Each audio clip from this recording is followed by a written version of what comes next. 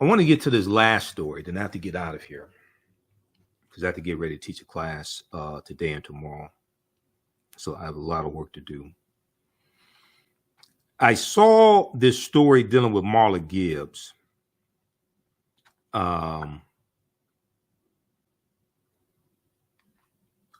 Who played Florence Johnston on The Jeffersons, okay? And she was Mary Jenkins on 227. I saw this article from AtlantaBlackStar.com, and I posted it on our Facebook fan page, The African History Network, The African History Network, when this article came in. And this article came out November 3rd, so it was before the midterm elections when I posted it. It got thousands of likes on our Facebook fan page, The African History Network. I also posted it in the World Facebook group that I'm in. I posted it there as well, okay? Because I'm a big fan. Everybody, people that know me, they know I'm a big fan of the T show A Different World. That show is such a powerful show. And it came on when I was in high school and then in college. So, that show changed a lot of our lives and inspired many of us to want to go to college or do better in college. That show was just transformational. But Marla Gibbs, who played the maid Florence Johnston, the Jeffersons' maid, for 10 seasons, on the CBS show, The Jeffersons. She was interviewed by Sherry Shepherd, okay, on Sherry Shepherd's new talk show, daytime talk show. And Marla Gibbs revealed that the producers of the show 227, which aired on NBC, wanted her to be a single mother raising a daughter. They did not want her to be married. And Marla Gibbs said that she said she told them, I will not do the show man. I will not do the show without a man. And she explained how she had to fight to portray a married African-American family.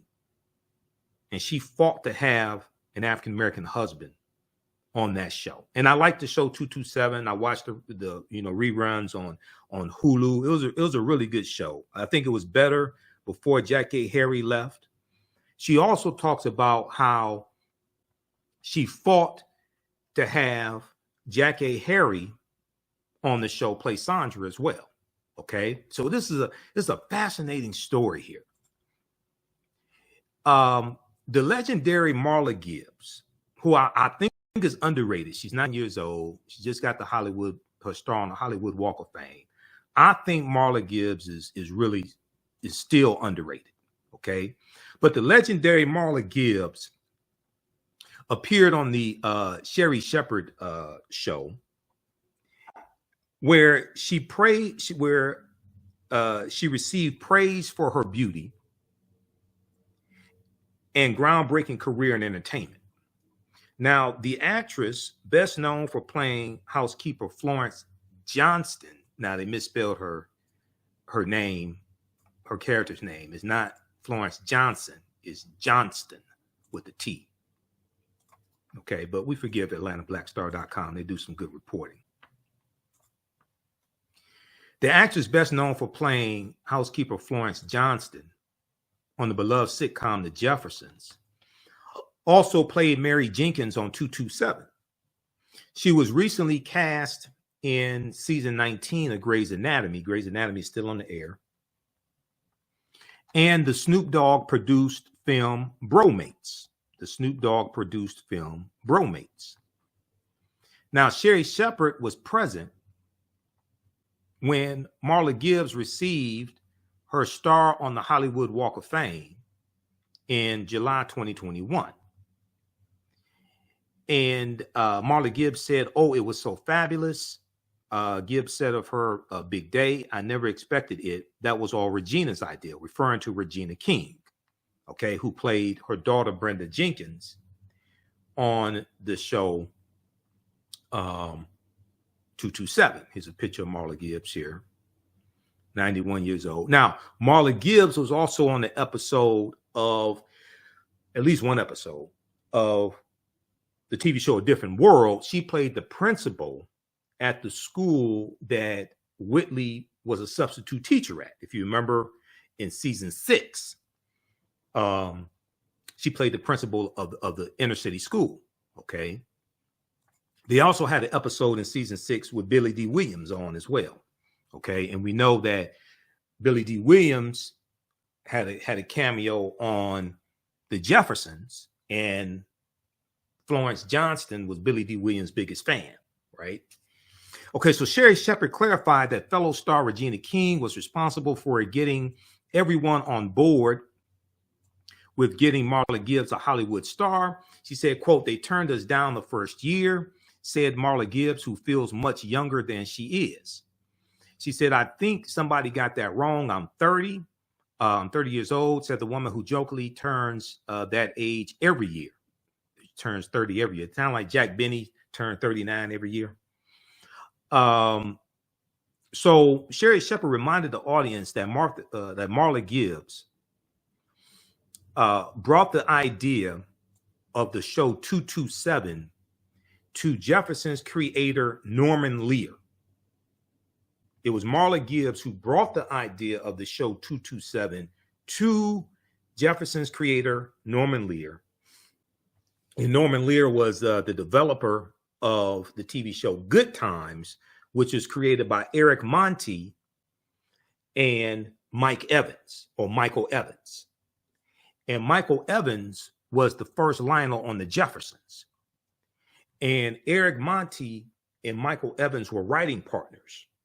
And when you watch the Good Times at the end of Good Times, when they show the credits, every episode, it says created by Eric Monti and Mike Evans. And the character of Michael Evans, the youngest son, is named after Mike Evans, co-creator of Good Times, who was the first Lionel on the Jeffersons. Now, Marla Gibbs then revealed that the show 227 was initially a play that ran for 6 months, and she starred in the play as Mary Jenkins. It was seen by Brandon Tartikoff, who was the president of NBC from 1981 to 1991. I remember when Brandon Tartikoff was the president of NBC.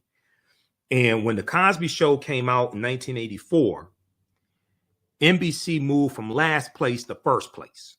They had The Cosby Show, then they had Family Ties, they had Cheers, they had Golden Girls, 227, Miami Vice, but The Cosby Show, that show was so phenomenal. It took NBC from last place to first place. You just had 3 networks then, okay? NBC, ABC, CBS. Marla Gibbs said, "So when Norman Lear finally came to see it, which I had invited him, but then he heard about it, he said, 'I hear you have a good play.' I said, 'Yeah.' He said, 'Well, I want to see it.' I said, 'Well, you better come tomorrow because we're closing.'" Okay. Now, I don't know if she ended the sentence by saying child, okay, because we're closing child. Because on the TV show 227, oh my God, I haven't heard so many honeys and childs since, probably maybe when I was in Mississippi when I was 6 years old or something like that. I don't know what. That show has like a down home Southern feel to it with Helen Martin playing Pearl Shea, the veteran actress Helen Martin, who was Weeping Wanda on Good Times. And you have Elena Reed Hall, who was Susan on Sesame Street, who was Gordon's younger sister, Susan on Sesame Street, Elena Reed Hall. Now, due to their first and legendary series, Norman Lear offered the Jeffersons Norman Lear offered to also produce 227 with Marla Gibbs. So Marla Gibbs said, so I said, okay, that's home. I'm already doing the Jeffersons. But check this out. Now, this is the same thing that Norman Lear and the white people who controlled Good Times did to Esther Rolle. I'm gonna give you some background history on this. Marla Gibbs said, but then when I got it, the script and all that stuff, what they put together, Norman Lear had two other producers who were also African Americans, but they did not agree with anything I wanted to do. Now, she's the one who came up with the idea of 227 based upon the play that she was starring in. Okay? The 227 play. She's the one that comes up with the idea of the TV show. She said, Marla Gibbs said, when they wanted her character, Mary Jenkins, to portray a single woman, to which Marla Gibbs replied, I will not do the show without a man. I will not do the show without a man. Now, in the play 227, she had a husband in the play. For those who watched 227, Marla Gibbs' character was married to Lester Jenkins, portrayed by Hal Williams, African-American actor Hal Williams, who also played Lester Jenkins in the play. So you go from a play to a TV show. She has a black husband in the play. But Norman Lear, you want her to be a single mother raising a black child. You want to cut the black man out like you did John Amos when you fired John Amos at the end of season 3 of Good Times because you didn't like the portrayal of a strong black father. You wanted a buck dancing Negro like JJ. You didn't like the portrayal of a strong black father. Norman Lear.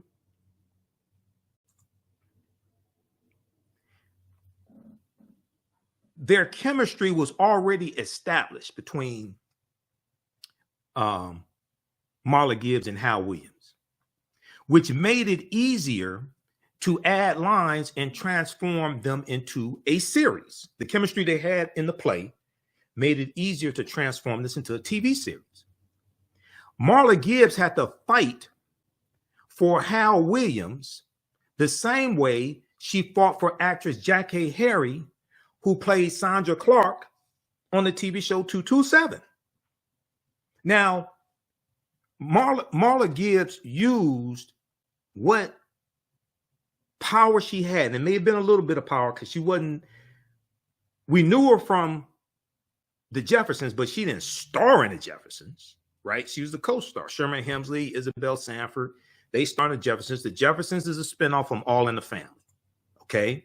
The Jeffersons is a spinoff from All in the Family. So Marla Gibbs used what power she did have in Hollywood to fight for these roles for African-American actors and actresses. She fought for Hal Williams because she wanted to portray, and remember on the Jeffersons, she was a single woman on the Jeffersons. She would date here and there, but she really didn't have a love life on the Jeffersons. And she wanted to portray a married black family. So she had to fight for this. So there was a tweet in the article here from Jamie A. Thompson, PhD. Next to Abbott Elementary, I love 80s episodes of 227 with Marla Gibbs, Jackie Harry, Hal Williams, and the young Regina King. It's bringing so much realness. Okay. What did you use to put on that perfume, a spray gun? The interactions between, they were friends in real life, Marla Gibbs and Jackie Harry. Okay. But the interactions between them on the show was classic. Okay. It's similar to Red Fox and LaWanda Page, Aunt Esther, who were actually friends in real life. It's similar to that. Okay. So Marla Gibbs said, I fought for him, referring to Hal Williams. I got him, and then Jack Hay came in, and she did an audition actually first for Rose Holloway, who was Mary Jenkins' best friend, who was played by Elena Reed Hall, who played Susan on Sesame Street. Okay, Gordon's younger sister, Susan. But then Jackie Harry asked if she could play Sandra, and we said yes. She did, and she was hysterical.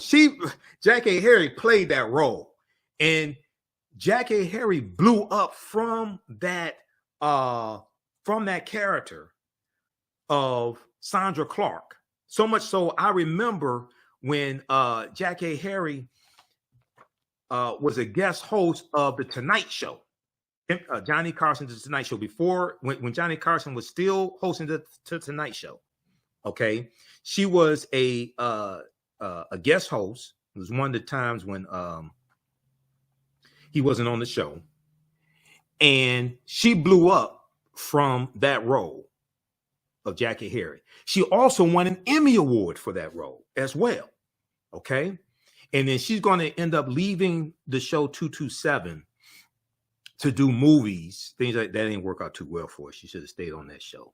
Because if you notice, as they go into like the third season, things like this, when you watch the opening credits, it'll say special guest Jackie Harry, because she only appeared a few times. I think maybe the third season, she only appeared a few times. And then she was largely just like written out of the script. They tried to give her a spinoff show. The spinoff show didn't work. One of the reasons why the spinoff show didn't work is because what they did, see, this is Hollywood once again, okay? The TV show 227 had character, and it focused on a working class African-American neighborhood where you had a Black father, you had a married mother. Now, Rose Holloway, if I remember correctly, Rose had a daughter. If I remember correctly, her husband had passed away. But you still have a reference to marriage. Pearl Shea, played by Helen Martin. Pearl Shea had been married 3 times. Okay. And she's raising her grandson, Calvin. Okay. Calvin Dobbs. But you still have a reference to marriage. And you have this community. When Jackie Harry gets her, they did a pilot episode for the spinoff, which they show as one of the episodes of 227. She goes to New York, and the guy she's supposed to work for, it ends up that job falls through. She's desperate for money. She goes and gets a job working at a health spa.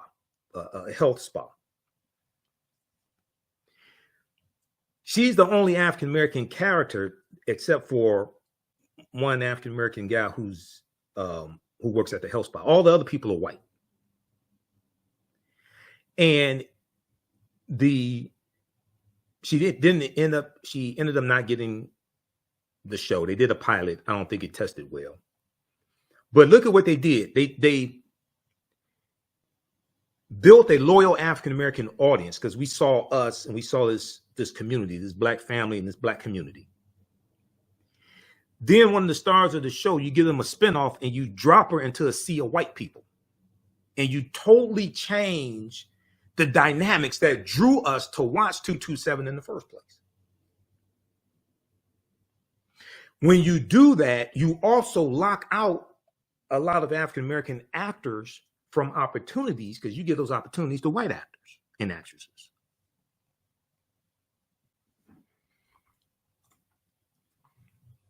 So this is the game that they played. All right, now, in 1987, Jackie Harry became the first African-American woman to win an Emmy Award for Outstanding Supporting Actress in a Comedy Series for 227. Jackie was fantastic in this role, all right?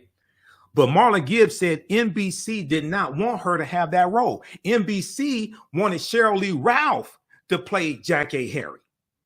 And Marla Gibbs had to fight for Jack A. Harry to get that role. She said, Marla Gibbs said, quote, they wanted somebody else, but I said, I want her. Like Uncle Sam says, I want you. She said, I want her because she's going to work.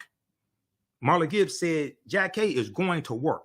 The other person I loved, but nobody would believe she lived in this building. Okay.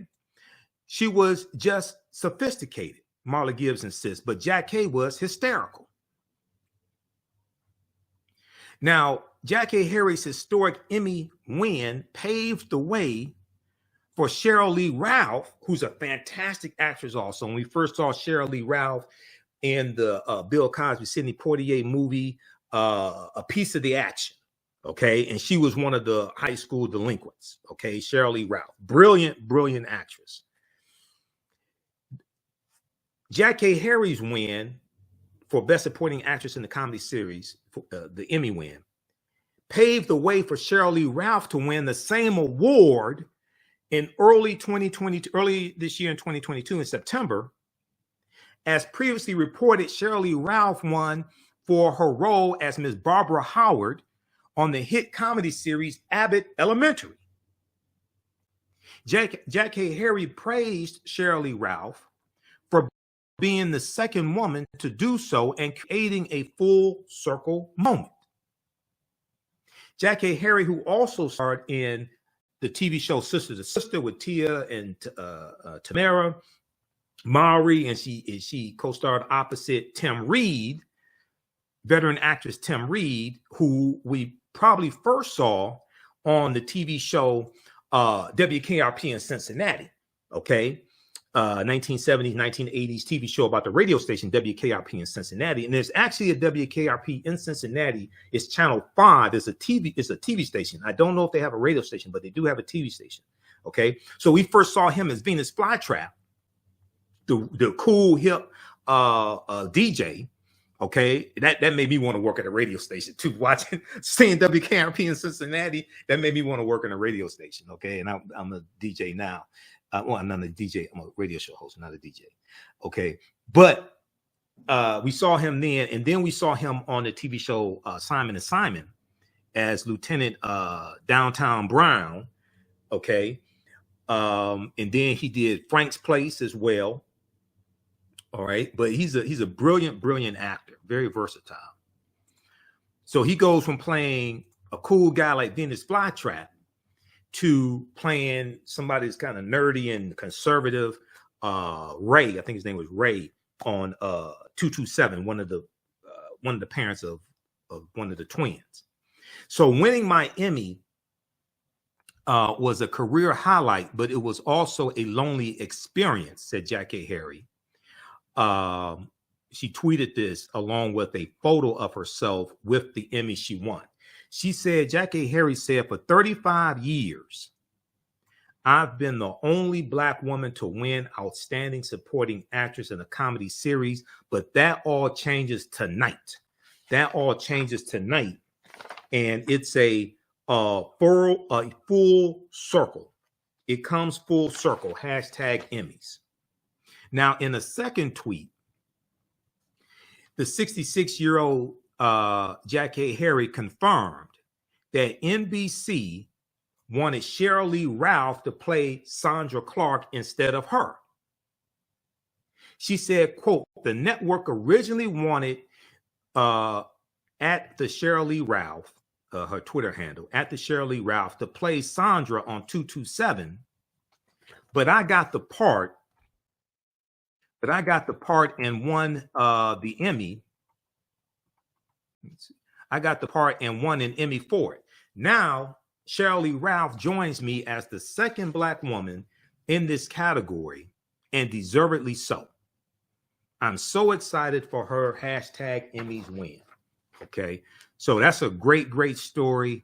But you have African-American actresses supporting one another, lifting one another up, fighting for roles for other people, using and you know the fact that Marla Gibbs was able to use what power she had in Hollywood to fight to have a black man be her husband. That's fantastic. Now that's similar to what happened with on Good Times, okay, with Esther Rolle.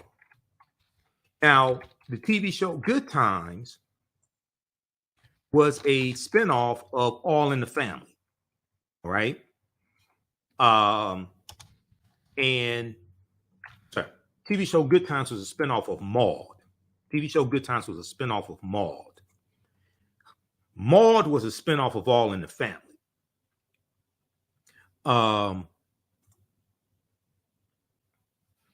Maud was Edith Bunker's cousin, okay? And Maud was played by B. Arthur. And I like watching a lot of those old shows today because you get to see what was going on back then politically and in the culture. One thing that I think is really important to note, and I'm all for women equal rights. I don't want you to misunderstand that, right? I'm all for women having equal rights, especially African American women. But on the TV show Maud is a feminist, and she's on her fourth husband. The husband that you see her married to, that's her fourth husband, okay? Her daughter is either separated or divorced, one of them. Her daughter is separated or divorced and moves back home with her young male, her young son that she's raising. So now this is at a time like early 1970s. This is at a time when you had the women's liberation movement. I'm all for women having equal rights, equal pay, equal rights, all that stuff. I'm all for that. But it's just interesting that Maud is a feminist and she's on her fourth husband. And her daughter is either divorced or going through a divorce. And raising her son on her own, basically on her own also. So Florida Evans was Maud's maid. Okay.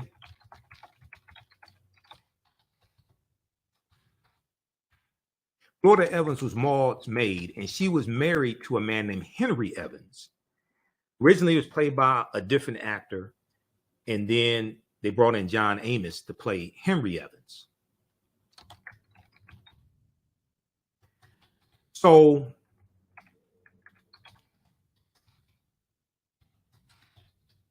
on the TV show Maud, John Amos, or Henry Evans, he was a firefighter. He was a fireman, right? The last episode that Esther Rolle appears as Florida Evans, they write into the storyline that John Amos' character, who was on the TV show Mary Tyler Moore, he was playing Woody, the sportscaster on Mary Tyler Moore. Okay, this is where we see him before. This is before Kunta Kinte. This is before Roots in 1977. Henry Evans gets a raise at work. He's a firefighter. He gets a raise at work. He's making more money, and he wants his wife to stop being a maid. So this is like the last episode where Florida Evans appears. Then, so she gets her spinoff show, Good Times, which is about her raising her family in the projects like the Cabrini Green projects. But the producers of the show and the developers of the show, like Norman Lear, they wanted her to be a single mother raising 3 children. But wait a second. She had a husband when she was a maid on Maud, a black man. She had a husband when she was a maid on Maud. You end her tenure on Maud with her husband getting a raise at work. So they're moving up economically, and he wants her to quit her job working for a white woman. But now that you give her her own show, you want to cut the black man out, Norman Lear. So Esther Rolle had to fight for Florida Evans to be married. Now, she was married when she was a maid working for the white woman. But now she gets her own show, and you want her to be a single mother, Norman Lear. So she fights, and they capitulate and let John Amos continue the role that he played on Maul. But they changed his name to James Evans. And then when they bring in his father's name is Henry Evans, but they had to have his father abandon his family and they get reunited. This whole screwed up stuff coming through the lens of white supremacy. Now, it's important to note, Eric Monte and Mike Evans, they were writing scripts and they were writing roles that defied stereotypes. This is why Eric Monte, who's the co-creator of Good Times, this is why he came to Hollywood. Okay. And Eric Monte also wrote the screenplay for Cooley High. And the TV show What's Happening is loosely based on Cooley High, because in Cooley High, Preach, played by Glenn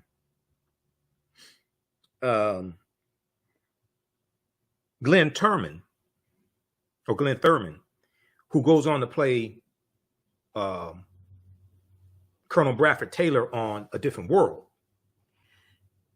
Glenn Turman's character of Preach wants to be a writer, okay? And he also wore the black rim glasses. So Roger Thomas on What's Happening, he wants to be a writer. He also wears the black rim glasses also, like Preach in Cooley High. So they give Florida Evans a husband on Good Times, but they give him a 6th grade education. Now, I don't think you can be a 6th grade education. He was a fireman on Maud who gets a raise at work, and he's making more money, so he wants his wife to stop working for the white woman. But when they get their own show, when Florida Evans gets her own show, Esther Rolle, they want her to be a single mother. She puts her foot down and says, no, I want a black man as my husband. So they said, okay, we're going to give you a black man. We're going to give him a 6th grade education. And he's going to have 2 minimum wage jobs. And he's barely going to be able to afford to pay the subsidized rent in the projects. They give Florida Evans a 10th grade education. And I think it was the 3rd episode, Eviction Day. He has to go get the pool stick out the. They didn't even have a closet. They had a drape for what was supposed to be a closet. He has to go hustle to get the rent money so they don't get evicted. The subsidized rent money. And JJ becomes comedian Jimmy Walker becomes the breakout star of the show, but he's portraying a stereotypical character who's ignorant, barely literate. He is a fantastic artist, but this is something that they slip in on the cast. And Eric Monte and Mike Evans, because Mike Evans was the original Lionel on the Jeffersons. So when Good Time starts, Mike Evans leaves Good Time. He leaves the Jeffersons portraying Lionel Jefferson. He goes to work on the set of Good Times full time as a writer and co-creator of Good Times. So then on the Jeffersons, they bring in another actor named Damon Evans, no relation, to be the second Lionel. Then when Good Times ends, about 1979, Michael Evans goes back to the Jeffersons and reprises his role as Lionel Jefferson. I also didn't like how Norman Lear and the other ones, the producers of Jeffersons, had to have Lionel and Jenny get a divorce. Why you can't have young people or younger people in their 20s? You can't have younger black people married? They have to get a divorce? Why? Norman Lear. I remember Cheryl Lee Ralph left the TV show Moesha because she played Brandy's mother, her stepmother, Moesha, on the TV show Moesha. And she leaves after the powers that be of the show wrote into the script that the black father in the show cheated on his wife. And Cheryl Lee Ralph didn't like that. She said this was a good show. You had a good black family. You had a black father. Why'd you have to write infidelity into the script and ruin the show? If I've done a lecture series called The Media's Deliberate Destruction of the African American Family. And we deal with like the history of media and TV shows, things like this. And I interviewed Bernadette Stannis twice on the African History Network show, who plays Thelma Evans. So I did a lot of research preparing for my interview with her also. And this is one of the books that was part of my research for my lecture series and my interview as well with Bernadette Stannis. Blacks in American Films and Television by an illustrated encyclopedia by Donald Bogle. Okay, Blacks in American Films and Television. Okay, an illustrated encyclopedia by Donald Bogle. So all the movies and TV shows that had like a significant African American character up until maybe about 1987, 88, because this book came out in 1988, they have an entry, they have an encyclopedic entry of it here. And they have one for Good Times. So it's broken up between TV and movies. Okay. So they have one here for Good Times. It's in alphabetical order. So they have one here for the Jeffersons, January 18th, 1975 to June 23rd, 1985. So they have one here for the Jeffersons. The crazy thing about the Jeffersons is that when the show was canceled, they didn't tell the cast, really. I remember, if I remember correctly, Mips said she learned that the show was canceled after 10 seasons by reading about it in the newspaper. And even the unsung Hollywood edition of TV One that they did on the Jeffersons, they talk about that there as well. The Jeffersons was on for 10 years. CBS, the producers, they did not give them a finale show. They did not give them a wrap-up show. Basically, they did not tell the cast that the show was canceled. They read about it in the newspaper. Just total disrespect. Just total disrespect. Landmark TV show like that. But they have an entry here for Good Times. I'm just going to share an excerpt with you because we have to get out of here. How's everybody doing? Also, if you like this type of information, you can support the African History Network, $, the AHN Show through Cash App, $, the AHN Show through Cash App, also through PayPal, paypal.me/the AHN Show. And we have the information on the homepage of our website. This helps us keep doing the research, stay on the air, keep broadcasting, pay some of the bills, cover expenses when I got to travel out of town, etc., like I had to do to Washington, D.C. If you look at this entry here for Good Times, this is page 275 and 276 of Blacks in American Films and Television. So they have the entry here for Good Times. Okay. Also, Give Me a Break is on there also. Nell Carter, Give Me a Break. Unfortunately, a stereotypical role taking care of a white family. So Good Times aired February 8th, 1974 to August 1st, 1979. Aired on CBS, created by Eric Monty and Michael Evans, developed by Norman Lear. Look at this right here. Developed by Norman Lear. Okay, I don't know if you can see this.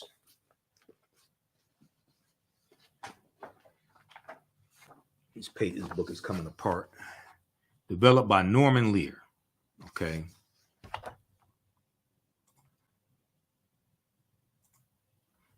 I want you to see all this here.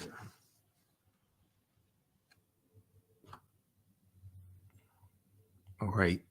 CBS, created by Eric Monty and Michael Evans, developed by Norman Lear. So Norman Lear is the one that fired the black father, John Amos. Because Norman Lear said that a black father on a sitcom is not funny. Now, we like John Amos. So, Norman Lear, what gives you the authority to determine for black people what is funny? I just find that very interesting. Let me go back to the picture here. I just find that very interesting. And this is something that Eric Monty said. Eric Monty, so I did a lot of research when I was preparing for my interview with Bernadette Stannis, and also for my lecture series, The Media's Deliberate Destruction of the African American Family. I did a lot of research on different shows, on Good Times, researched Eric Monty. Eric Monty said that Norman Lear kept telling him, you have to get rid of that black father. You have to get rid of that black father. He said a black father on a sitcom is not funny. Okay. Now, Archie Bunker on All in the Family was funny. He's white. Why can't you have a black father that's funny also? He doesn't have to be a clown. You know, John Amos was funny, but he wasn't a clown. You don't have to be a clown to be funny. Here's an excerpt of what the entry says by Donald Bogle. This half-hour weekly series about the problems and joys of the Evans family was the 1970s first family sitcom and has been considered something of a groundbreaker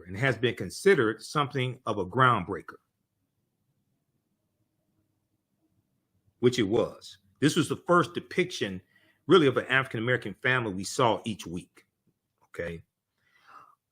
Clearly, it can be credited with having introduced to national TV a new point of view of African-American life.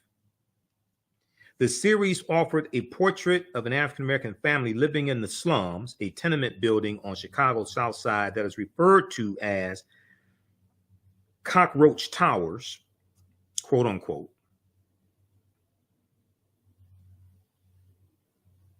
Cockroach Towers, and confronted daily with a set of harsh urban realities. Good Times focused on Florida Evans, who played Esther Rolle, who first appeared as the maid on Maude.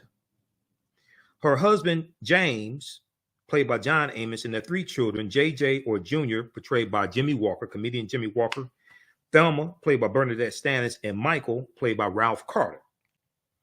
As the father searched for a better job, unemployment was a recurring theme. Discrimination and poverty were also dealt with.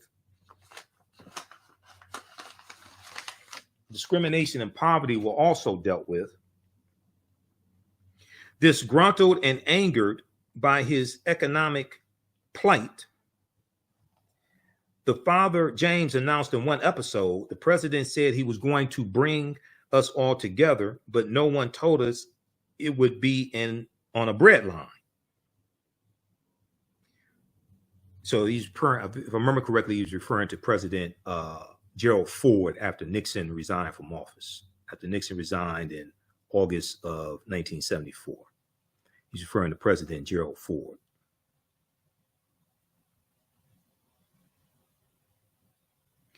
Okay, now, weekly, the show's theme song spoke of temporary layoffs and easy credit ripoffs and keeping your head above the water, making the wave when you can.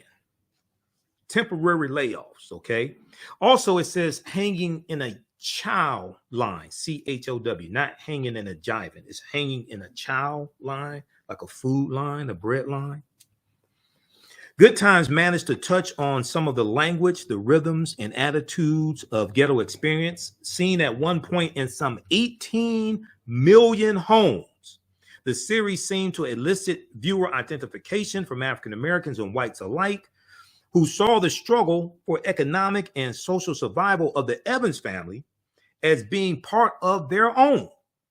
Always stressed, however, was the theme of America as a land of opportunity. There was also a lot of love in the home. James and Florida Evans, they had a lot of love for their children, so there's a lot of love in the family, but they also stressed education. They stressed education for their children. They stressed that they wanted a life better for their children, and they were willing to sacrifice to have a life better for their children as well. So we saw an emphasis on going to college. We saw an emphasis on, going into careers. Thelma to be a doctor. She dabbles with writing a script for a play as well. We see Michael go to college. Michael wants to be an attorney. He wants to be a Supreme Court justice like Thurgood Marshall. So we see these themes in the show, which really helps to pave the way for a Cosby Show in 1984, because with the Cosby Show, you see the actualization of some of the dreams that Florida and John Amos had for their children in the projects. So we see Claire Huxtable, who's an attorney, who college graduate from Hillman College. She's an attorney. We see Heathcliff Huxtable, who is a doctor, graduates from Hillman College, fictitious college, Hillman College as well. They're married. So the dreams that we see Florida and James have for their children, Michael being an attorney, Thelma being a doctor, we see the actualization of that with the Cosby Show. And then they have their own children, and they want something better for their children than what they have. But their children grow up in a middle-class neighborhood, so their children don't have the same drive that the civil rights generation had. Their children don't have the same drive and determination. Eventually Theo gets his act together, things like this. Eventually Lisa Bonet, her character, Denise, she goes back to college, Medgar Evers College, okay? But they don't have the same drive and determination that their parents had, that civil rights generation. Okay, so seen at one point in some 18 million homes, the series seemed to elicit viewer identification from blacks and whites alike, who saw the struggle for economic and social survival of the Evans families being part of their own. Also, the TV show The Jeffersons paves the way for the Cosby Show, because we see an upwardly mobile married couple with the Jeffersons moving to a deluxe apartment in the sky. And incidentally, the theme song for the Jeffersons was written by Janae Dubois, who played Walona Woods on Good Times. Okay. Fish don't fry in the kitchen, beans don't burn on the grill. A whole lot of trying just to get up that hill. Now we're up in the big leagues, getting that turn that bat. Okay, right. As long as we're living as you and me, baby, ain't nothing wrong with that. So that's Janae Dubois. Now, Janae Dubois and Esther Rolle were sorority sisters in Zeta Phi Beta Sorority Incorporated also. This is just a little known African-American history fact. Now, always stressed, however, was the theme of America, a land of opportunity. And in some cases, white viewers were permitted to patronize in some, hold on just a second.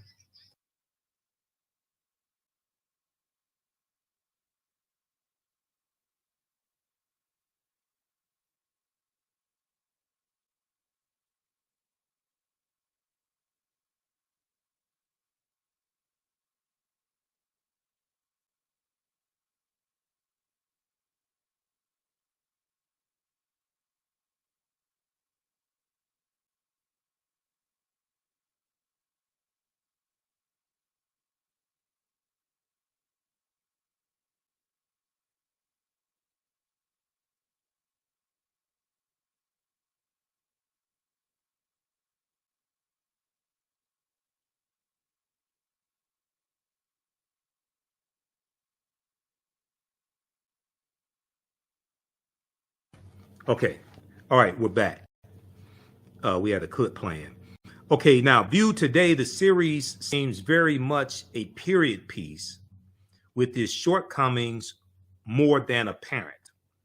Too much of its political stand, its determination to confront social problems and ills, strikes us as merely rhetorical. The most biting comments, usually coming from the youngest and therefore least threatening son, Michael. Okay, y'all should be able to hear me now. The youngest and least threatening son, Michael, who they called the militant midget when he was younger, but as he grows older and goes to college and becomes more threatening, they stop calling him militant. Notice that he's called the militant midget when he's younger, okay? And he's smarter than JJ. And Michael studies Black history, and he's into Black pride and things like this, okay? There's an episode where he talks about Black History Week or Negro History Week. There's an episode where he talks about the Nation of Islam newspaper. Muhammad, I think he refers to it as Muhammad Speaks. Okay, so you get all this coming from Michael, not JJ.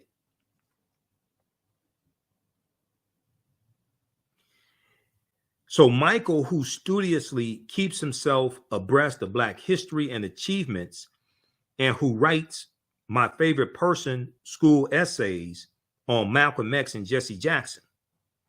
Had the older Evans children been blessed with more serious attitudes or insights, the series might have really attained the socially committed, quote unquote, socially committed goals it wanted us to believe it sought.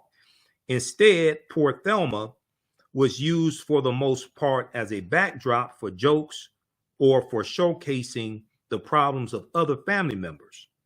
Worse was the fact that the oldest Evans child, JJ, seemed barely literate.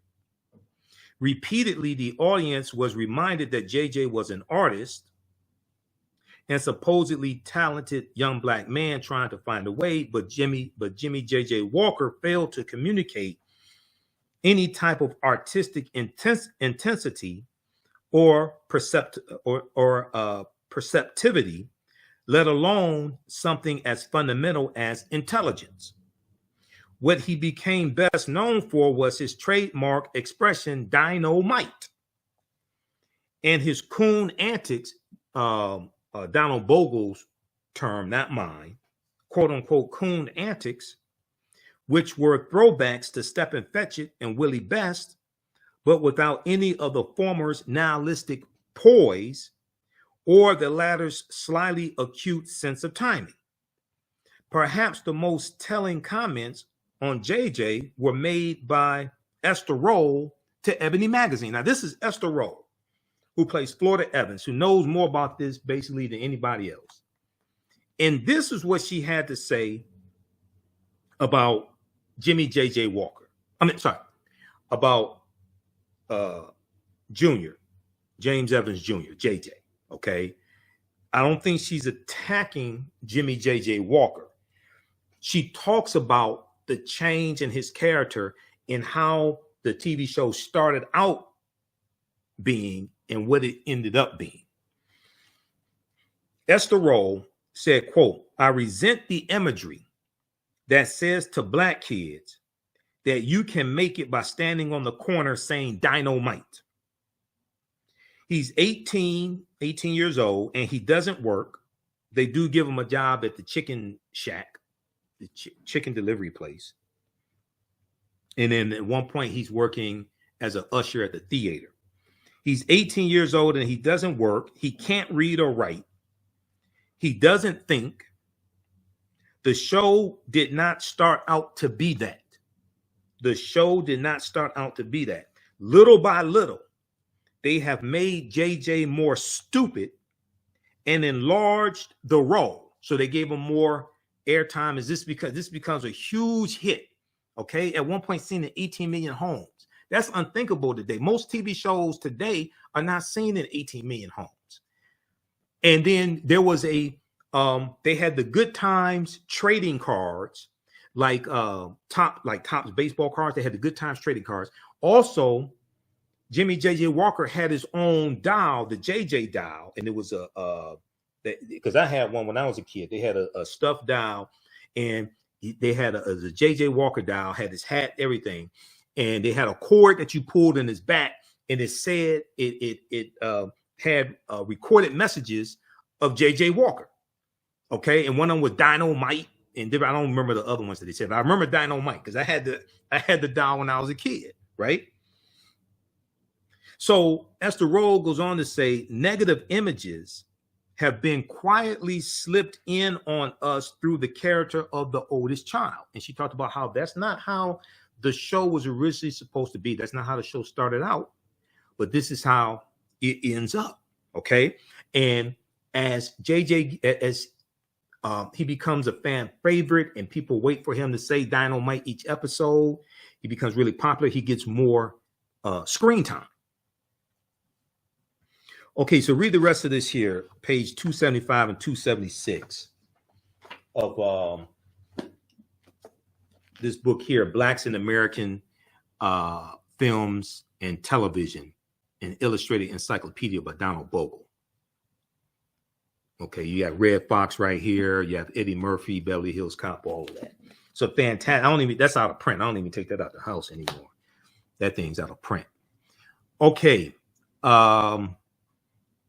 Be sure to register for the online history classes that I teach on Tuesdays and Wednesdays.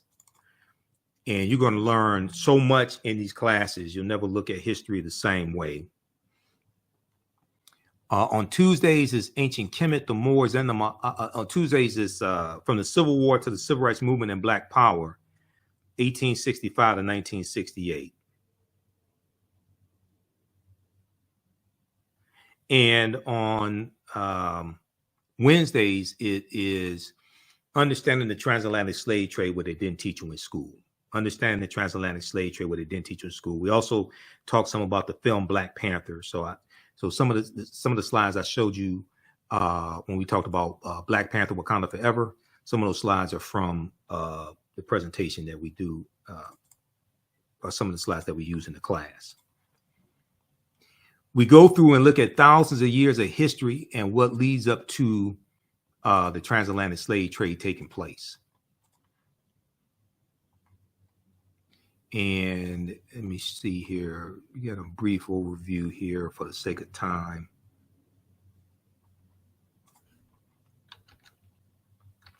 You can also use this information with your children as well. So the class is thoroughly documented. I'm the one to put together the curriculum. Okay, hold on. Where do we go?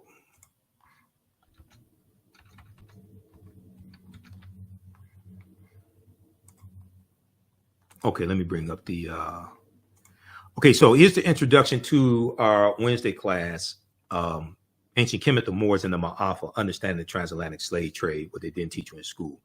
We do the sessions live, but all the sessions are archived and recorded. You can go back and watch them anytime, okay? So a year from now, 2 years from now, you can go back and watch the entire class.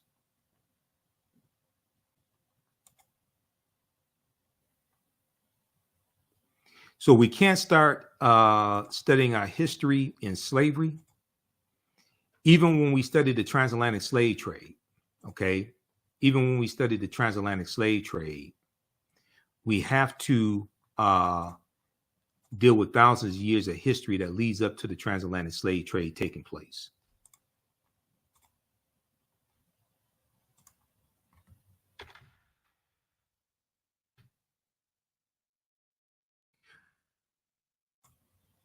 So we can't start studying our history in slavery, even when we study the transatlantic slave trade, which is important to study. It is important to study. We can't start in 1619 or in the 1440s when the Portuguese get involved, 1441 with Anton Gonzalez going into Mauritania. We have to understand the history chronologically and deal with the 800-year occupation of Europe by the Africans known as the Moors, who entered the Iberian Peninsula, today known as Spain and Portugal, in the Iberian Peninsula from North Africa in 711 AD. Okay, led by Tariq ibn Ziyad. They go on in 710 AD, led by the General Tarif for the reconnaissance mission. And then they go into invade in 711 AD, led by General Tariq ibn Ziyad. This course not only deals with the transatlantic slave trade, but thousands of years of history that leads up to the transatlantic slave trade taking place. August 20th, 2019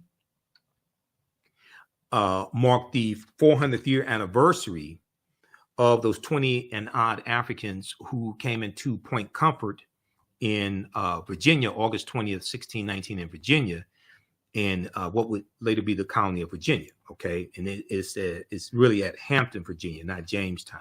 It's actually at Hampton, Virginia. Okay.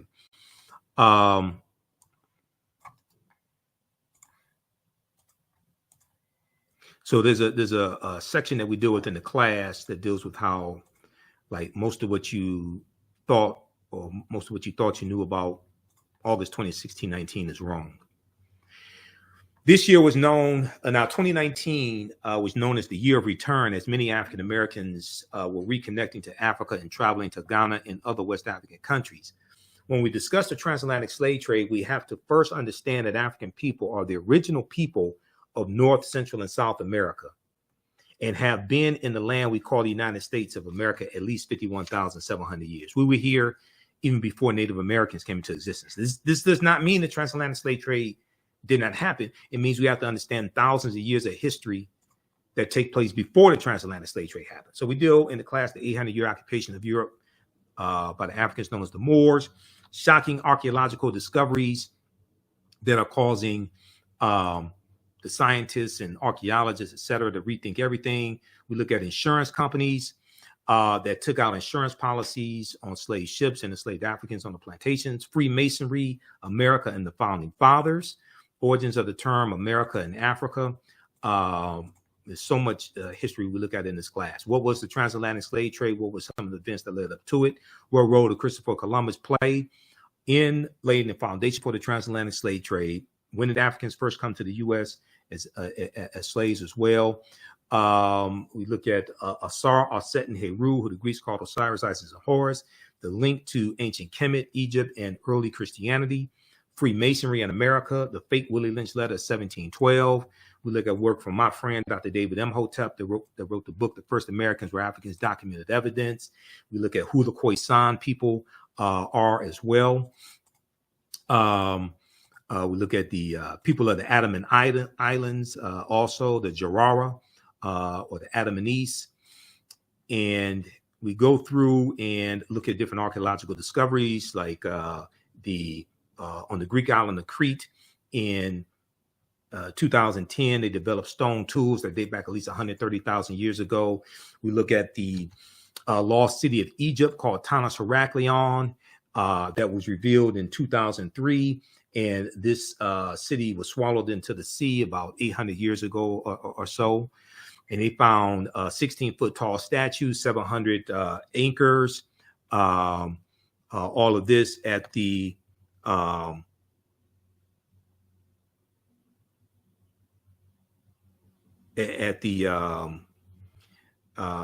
bottom of the sea. Okay. And it's believed that it was built around 8th century BC, Tanis Heraklion, the lost city of Egypt.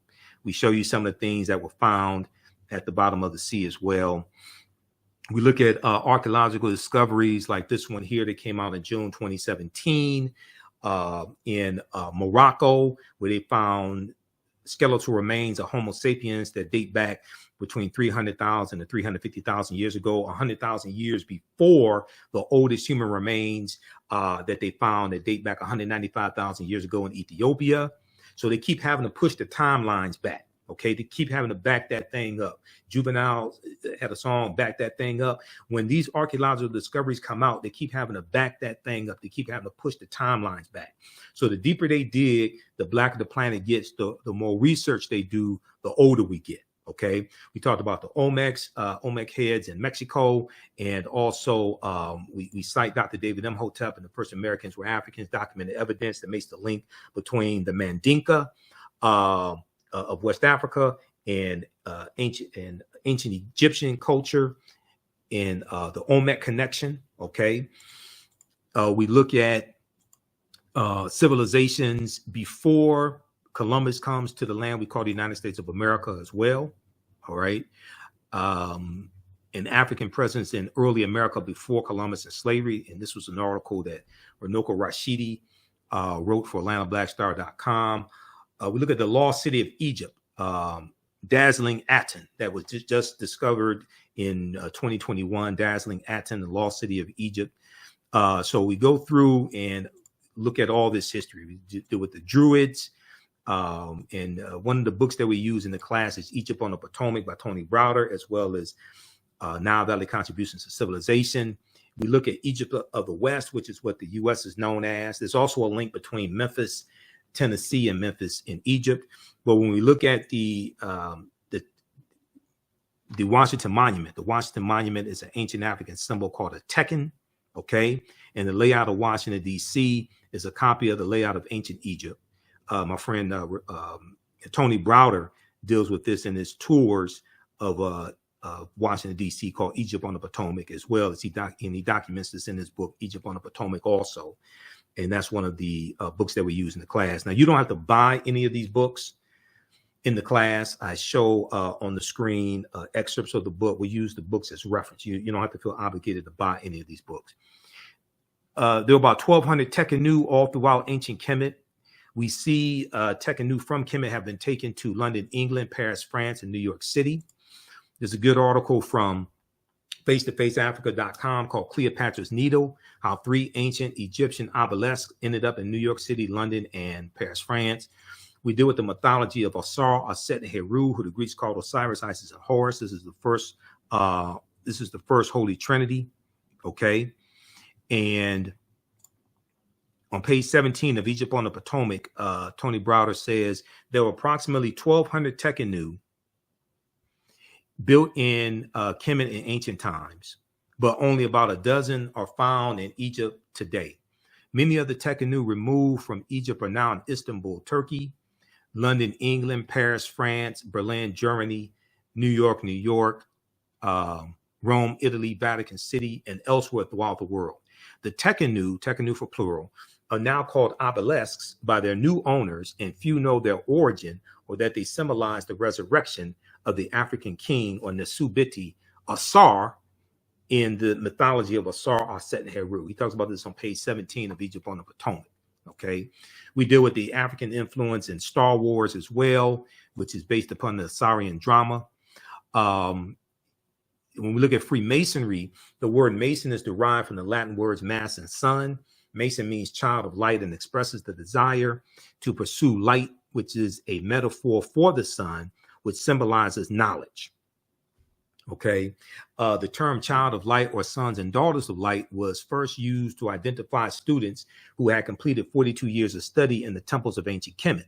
Many Masonic temples were modeled after the temples of ancient Kemet, places where light or knowledge was imparted in a series of steps or degrees.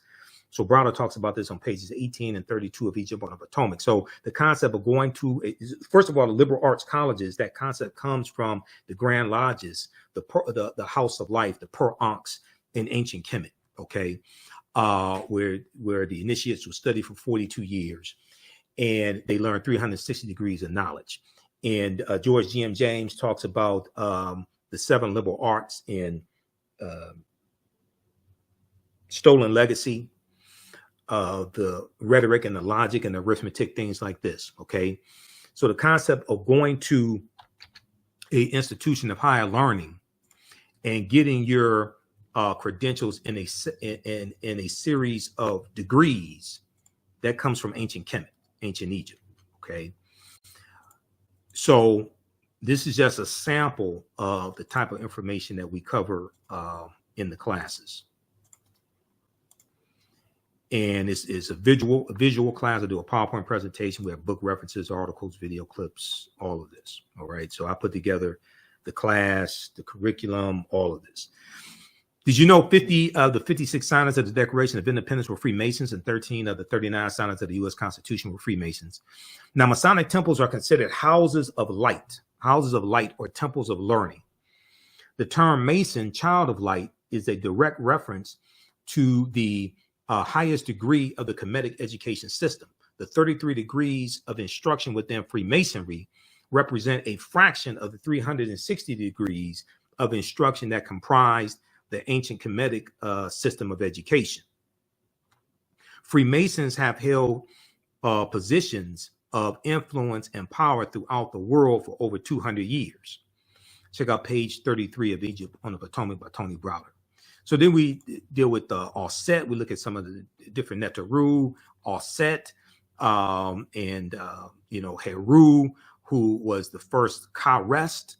Ka-Rest means rising of the spirit. From the word Ka-Rest comes the word Christ, which means anointed or anointed one. Offset was she of throne, or her name means she of throne, or she is throne. You often see her depicted with a throne on her head, because who sits on the throne in Kemet, that comes through the woman's side of the family. And her attributes, she's associated with love and fertility. We know from Offset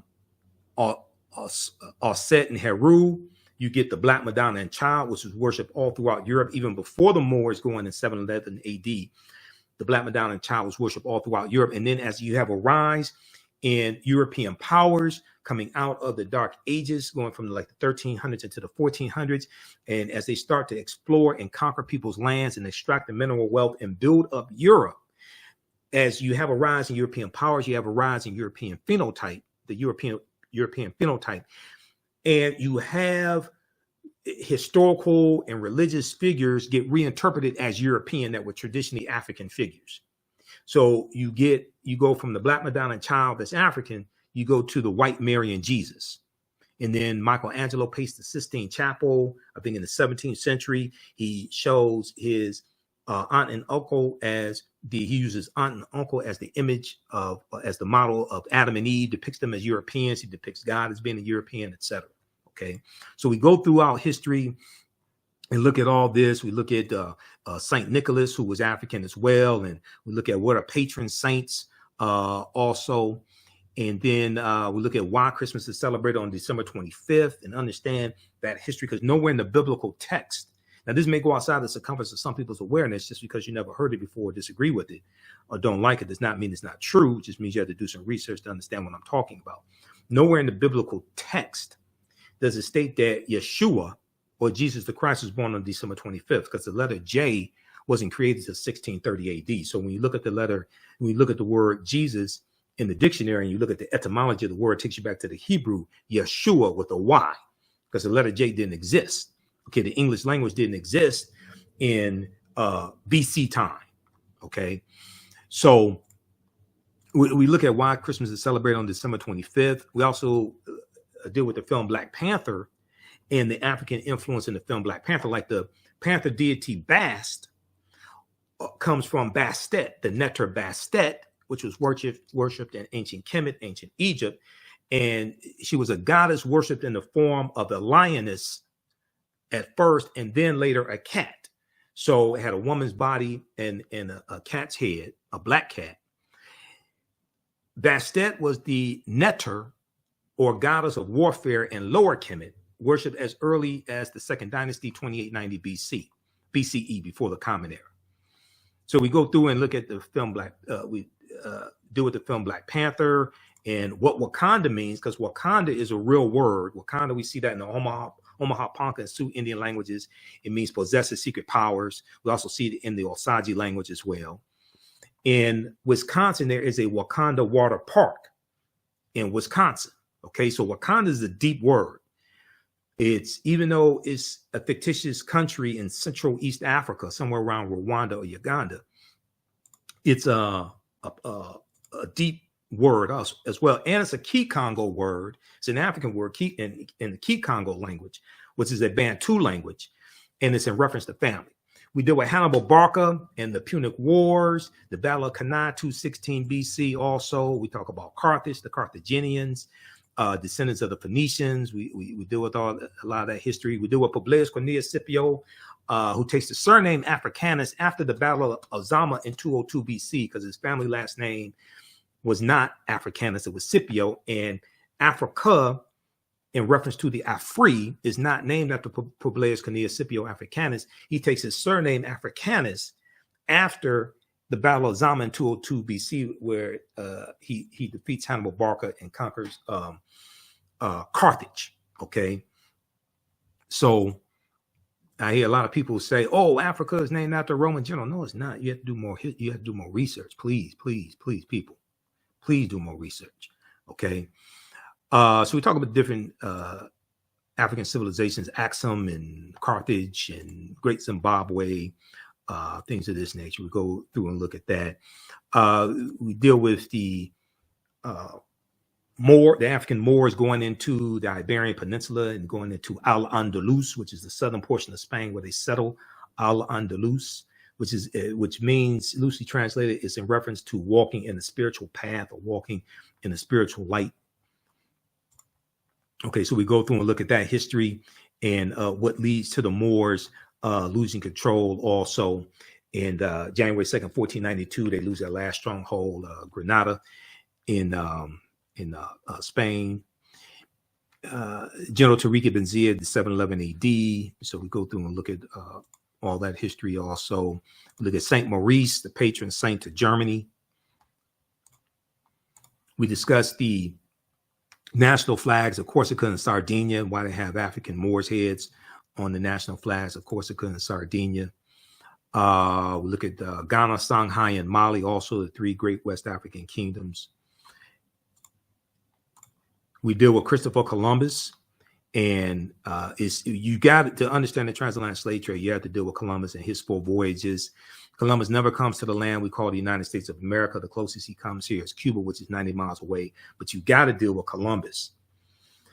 And Columbus conquering Jamaica and Haiti and Puerto Rico and Honduras and Panama, in the island of Hispaniola, the western portion, the western third of the island of Hispaniola is where you have Haiti, and the French are going to take control of the western third of the island of Hispaniola in 1697 from the Spanish, and this is going to lead to, the Haitian Revolution, 1791 to 1803.